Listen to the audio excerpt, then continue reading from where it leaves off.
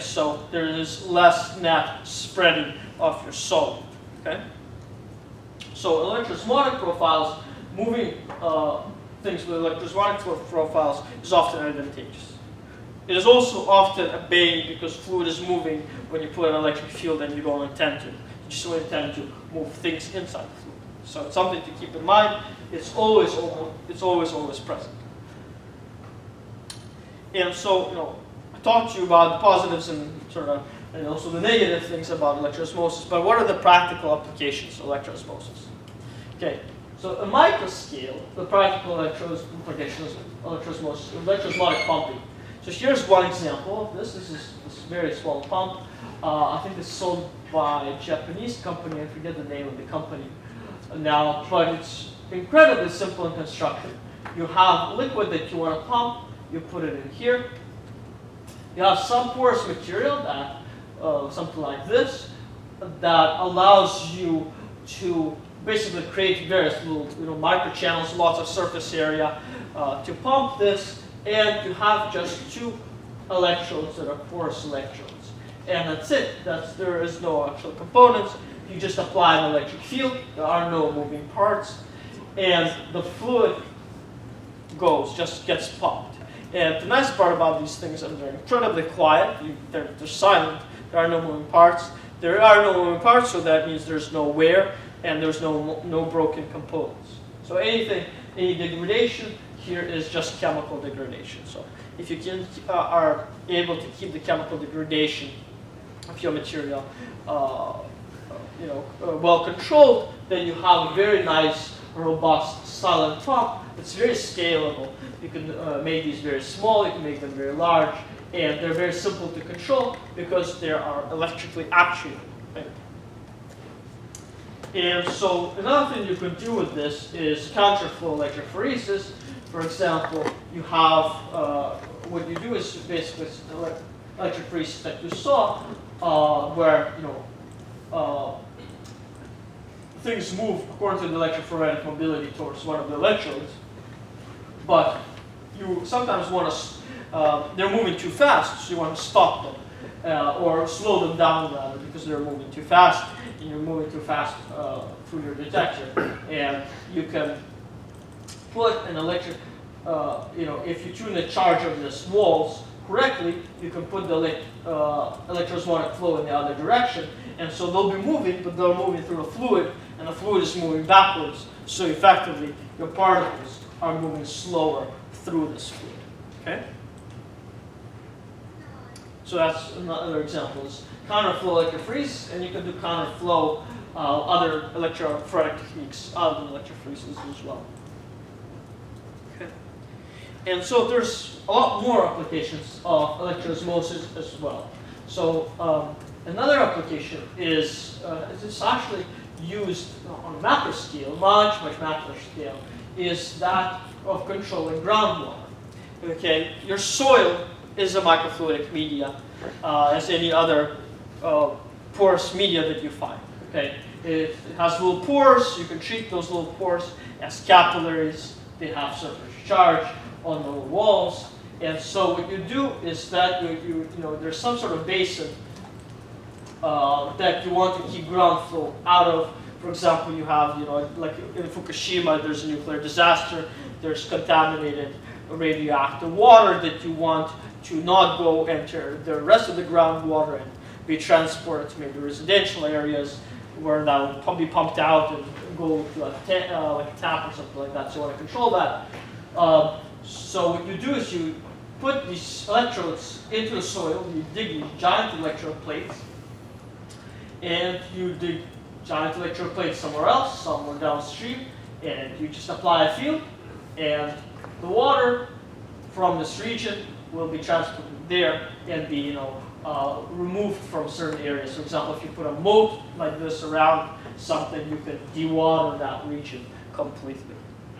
Something like where you want to control groundwater mining operations, like power plant disasters, things like that. That's where it's used. And another example, sort of also on a large scale, is drying of brick and concrete buildings. A lot of the bricks and concrete is also porous. It's again a microfluidic media. You have these microchannels, and so if you put electrodes in appropriate places on your damp brick, you can drive the water electrosmotically through your brick and out of your building, and so you dry your building this way. And so electroosmosis can be, it's an important phenomenon. It can be either very useful if you leverage it properly, or it can be quite harmful if it introduces flow and you don't control it. So the next technique that's fairly commonly used, electrophoretic technique, is isoelectric focusing. And so, well, before you saw a separation of DNA or separation of analytes based on their electrophoretic mobility. So now this is a separation based on their isoelectric point. And so a point where they do not have, or their charge on their surface is 0. Basically, it's the pH at which they're neither positive nor negative. As if you, for example, you have a protein, it's composed of many amino acids. Those amino acids have a bunch of side groups that have various pKa's, and based on that, the entire protein has some charge at various pHs. So there's a certain pH at where it has 0 charge and it stops moving. So how do you actually do this? Well, how do you actually perform this separation? So what you do is you take a solution of things called amphilites. So amphilites are small molecules that are also can be either positive or negative, but at certain pH they are neutral and they keep their pH. Okay, and you have a solution of like hundreds and better yet thousands and tens of thousands of these amphilites, right? And if you do that, you apply the solution to a gel, for example, and then you apply an electric field. These amphilites will try to travel, and they travel and travel until they find themselves at the pH where they cannot travel anymore, and so they stop. But because they're causing their own pH around them, they'll basically create a pH gradient. And so you have this nice pH gradient generated in your tube. Okay?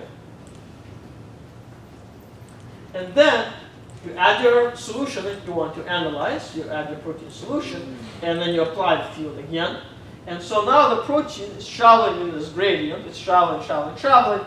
Eventually it finds itself in a field where it's in a region, in the pH region, where it cannot travel anymore because it loses its charge. It's no longer charged, and it travels, you know, a little by diffusion, for example, somewhere further, it gets an opposite charge, and so it kind of gets kicked back.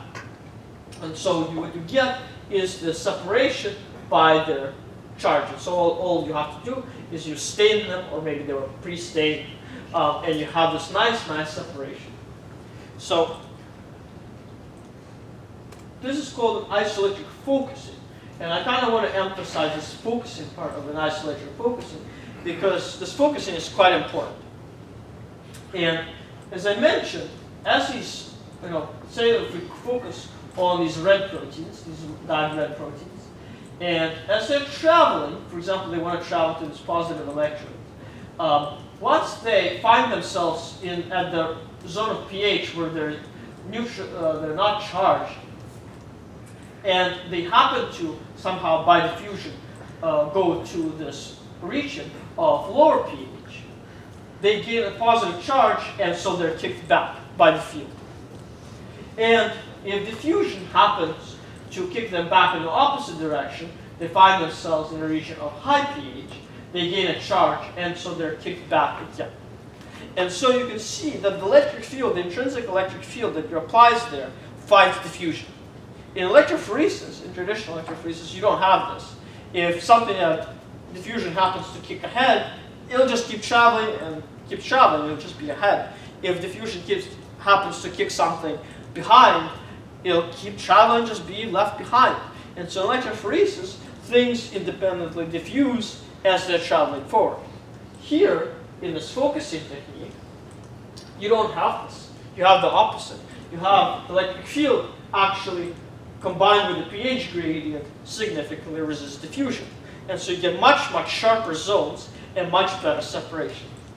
And it's quite an important thing that people leverage, and because it gives you a better resolution of your analytes. Okay.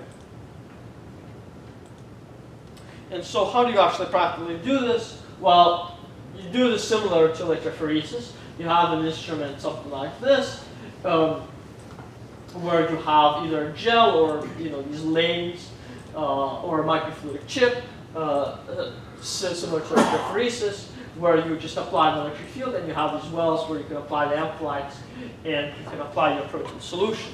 And the result looks very much like electrophoresis, gel electrophoresis results, but if you run a calibration, you can actually know the PI, or the isoelectric point, the point at which these proteins are neutral for these proteins, and so you can use that potentially to actually identify your proteins. Okay.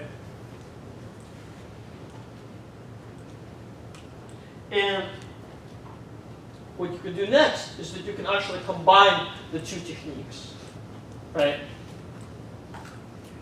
You can combine isoelectric focusing and 2D gel electrophoresis. For example, what you do here is that you would take a gel and you put this amplified solution, as you would. You would have a region of low pH and high pH, and then as you do in isoelectric focusing, they separate, so you're separating them by their isoelectric point. And then, orthogonal to that, afterwards, now this region of the gel has a different buffer now, allowing them to move. And once you put an electric field here, you can also now separate them out by their electrophoretic mobility. And so this is called 2D electrophoresis, or 2D gel electrophoresis, because it's typically run on these gels. And now you have W separation. And this is how a typical mixture of proteins looks like from a real sample. For example, cell lysine, stained cell lysine. You see that there's a lot of proteins. This is probably thousands of dots. So each of those dots is probably an individual protein. And to identify the protein, what you would do next is, if you know what you're looking for, you might have an antibody to it or some sort of binding agent to it. And if you do that, instead of staining it with this gel that stains everything, you just stain it with the antibody that you think might be specific to that protein. Okay? And you get this much, much better separation because now you're using two separation techniques. And so a question for you guys is that, is there a reason to do isoelectric focusing before you do electrophoresis? Or can you swap the two? Is there a benefit to doing one ahead of the other?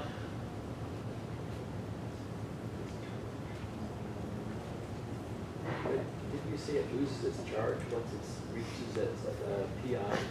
Yeah, but you put it, so it's charged in this region of the gel, right? But in this region of the gel, there's a little bit different buffer.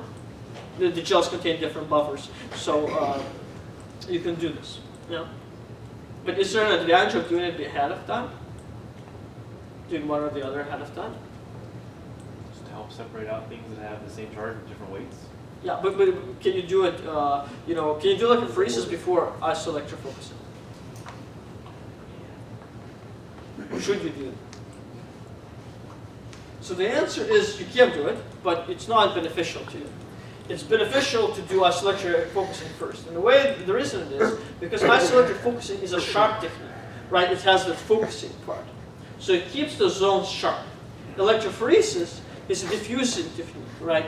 So what you want to do is, if you run electrophoresis first, and then you do isoelectric focusing, you have to refocus the things back. If you run isoelectric focusing, you start out with electrophoresis with a relatively sharp technique. So you have slight advantage over that.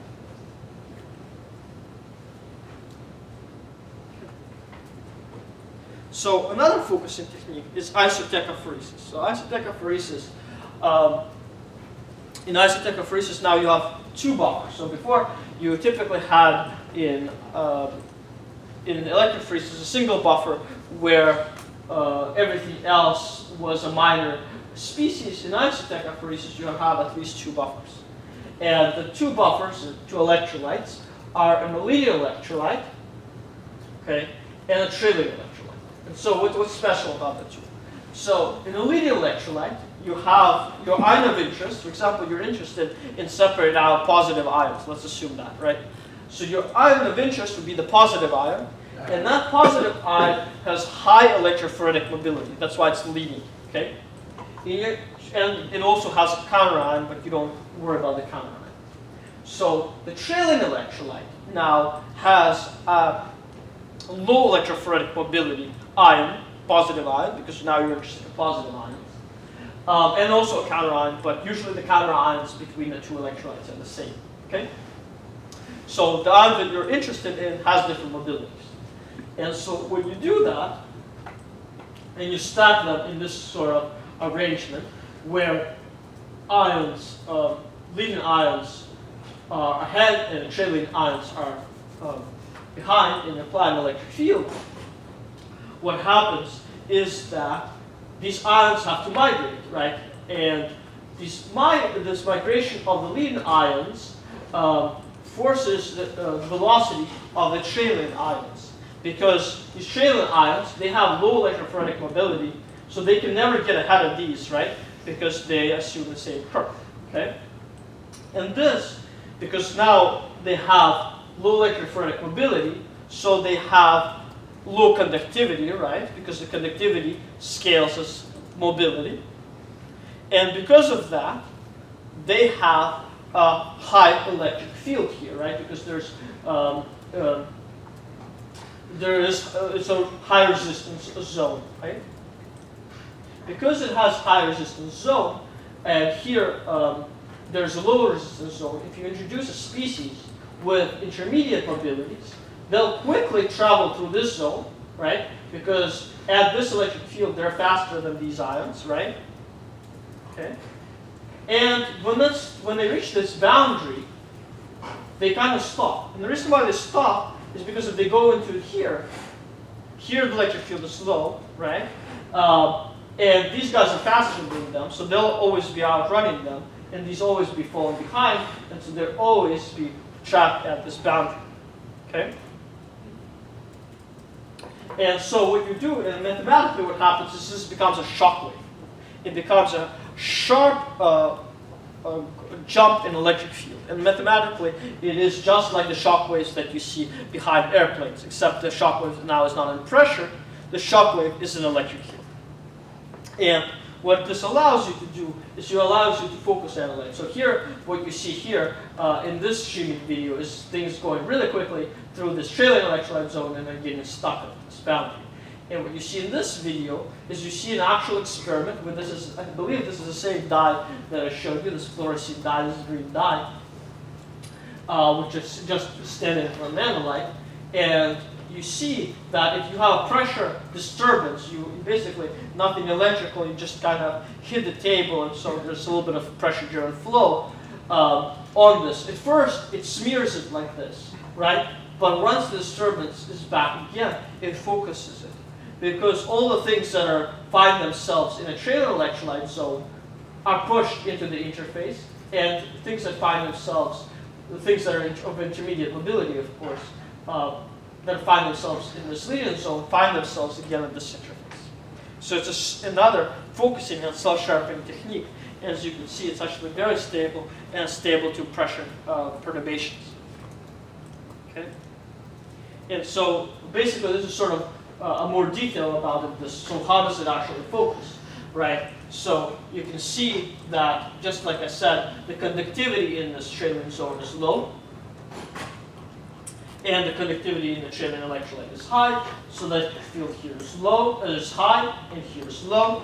And if you have something of intermediate mobility, and it finds itself in the wrong zone, it gets kicked back into the correct zone by the electric field.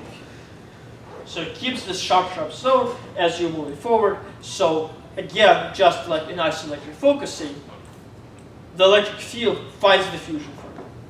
So now you again have sharp zones, and you have much better separations. Okay? And if you have several species, they will also segregate into their own zones because of the same effect. One of the species that will ahead will just serve as a leading electrolyte to the species that are behind. Okay? And so, what are the applications for this? So, the applications for this is quite varied and very diverse. But what has been demonstrated is that you can increase the concentration of an analyte with about 2 million fold. Okay, this is very, very huge, right? For example, if you have a detector that is able to detect something, concentration of 1 millimolar, but you need to detect something that's 1 nanomolar, right? How do you do this, right? Either you have to get a different detector, a much more expensive detector, or you put this sample preparation system ahead of it and allow it to increase the concentration of the species because of this interface, right? And allow it to accumulate at that interface. So you can also separate species by their electrophoretic mobility, right? They'll separate out very neatly into these very sharp zones. And you can do, for example, DNA directly from blood. With this is just in a gel. The reason why I have this picture is you actually see the entire device. It's a fairly big device here, and the DNA is quite stained. And the device is fairly simple. It's just a straight channel. All you really need is a straight channel to do this. And then if it's a piece of a gel, you can cut it out literally with a razor blade, and get out the DNA. So this is demonstrated. So Santiago group is a group where I did my PhD, and then Anita did her PhD as well. And so we worked on a lot of this isotechophoresis-like techniques. So we also demonstrated quite a bit of DNA and also DNA from blood using this isotechophoresis technique in addition. You can also use this technique to quantify chemical species. For example, here is a separation.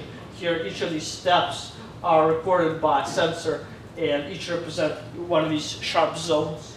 Here you see these organic acids in white, and there's over 10 of them that are separated out in these nice zones, and you know the length of the zone, so then you know how much of the species there is in that zone. Okay? You can do separation of this. You can, and most of these applications are to do separations to try to analyze how much stuff there is. So they're mostly analytical. Once in a while, you want to do a separation that you want to do something else downstream. So there are some preparative applications, and there's also a couple of techniques where you couple isotechophoresis with something else. For example, either another electrophoresis downstream, so you sharpen it, you increase the concentration of something, and then you separate it out by electrophoresis, the species, further. For example, also, you could do reactions in this, so I did reactions with the shock waves. For example, you can do affinity chromatography with these. Okay. And the number of analytes you can analyze is pretty much the sky's the limit. Anything that's charged, you can analyze with this, and the majority has been done. You can do all sorts of drug preparations and pharmaceutical preparations. So this is a common drugs that you find in drug metabolites. You can do things from real biological samples, serum. This is E. coli growth medium, meat products, basically hydrolyzed meat, urine, so all sorts of fluids, all sorts of biological samples have been worked with this technique. Soil, wastewaters, and even radioactive waste has been detected with this. You could do small ions, you could do sort of small molecules, medium-sized molecules, and all the way to macromolecules, separations with this. It's a fairly powerful technique to do.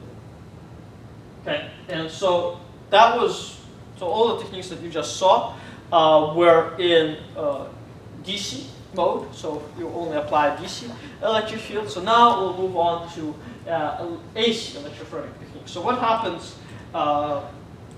when your analyte is not charged, or at least charged weakly at the pH of interest, or the things you're trying to separate out? So that's not a problem. You can still use electrophoretic techniques with this. What you have to do is that now you have to rely on polarization of the medium. Okay. So here, electrophoresis is a technique that relies on this. So for example, if you have a particle that's polarizable, right, it forms a dipole. So for example, this particle formed a dipole, and you put it in a field that has some gradient to it. If you put it in a uniform field, the dipole feels equal tug on the positive side and equal tug on the negative side, so it doesn't really move anywhere because forces are the same.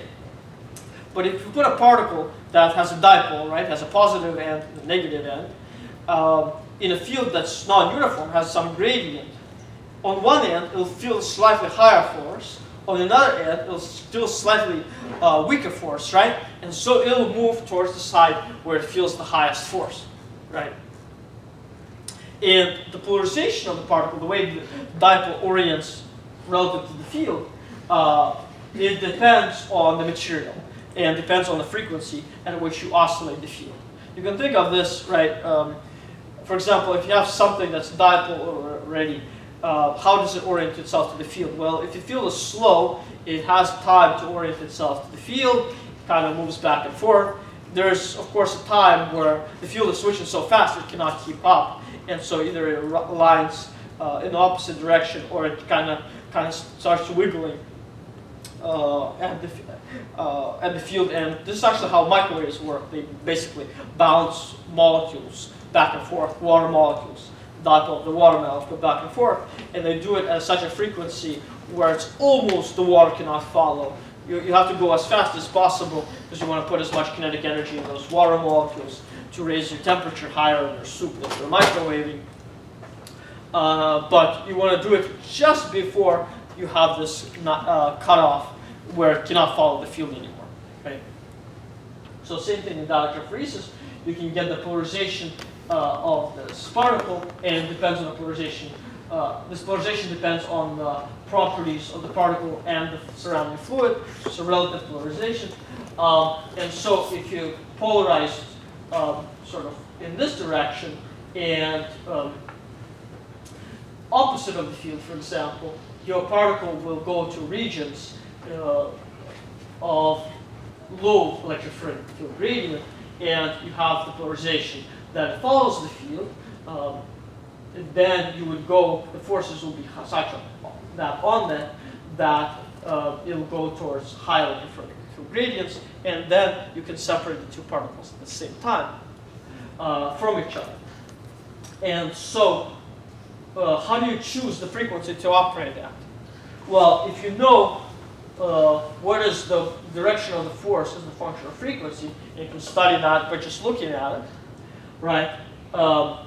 There's a frequency at which the particle experiences zero force.